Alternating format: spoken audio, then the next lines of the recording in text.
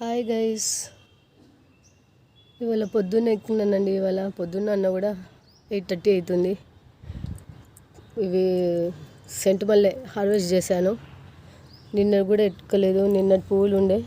ఇవాళ మొగ్గలు కూడా ఇప్పుడు తీసేసాను. ఇప్పుడు పాలకూర ఉందండి, పాలకూర హార్వెస్ట్ చేద్దాం.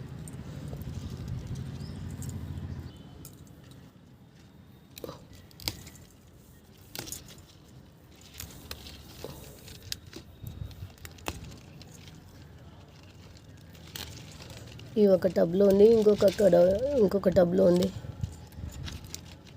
మా పాలకూర విత్తనాలు కూడా చూపిస్తాను మీకు. విత్తనాలు కూడా ఫుల్ అయిపోయినాయి, దండిగా అయిపోయినాయి.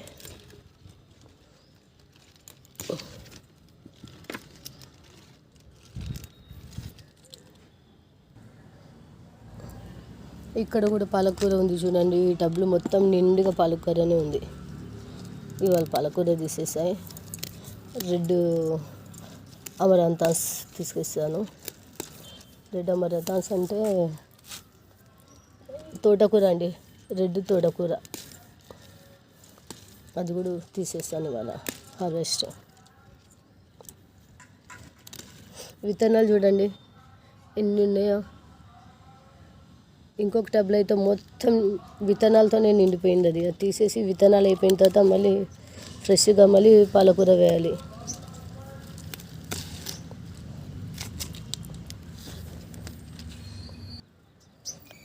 ఫస్ట్ చెట్లకు నీళ్ళు వేసేసాను. నీళ్ళు వేసిన తర్వాత దీనికి కూడా మొత్తం స్ప్రే చేసేసి ఆకులన్నీ ఫ్రెష్ అయిపోతాయి. మళ్ళీ మనం కడగాల్సిన అవసరం కూడా లేదండి. దీనికి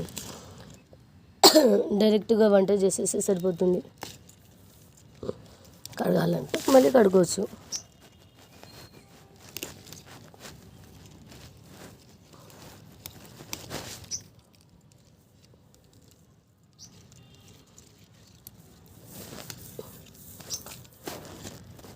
నేను చేతితోనే తెంపేస్తున్నానండి అన్నీ. కత్తెర తీసుకొని మళ్ళీ మీకు చూపించడం అంటే రావడం లేదు. అది ఒక చేత్తో.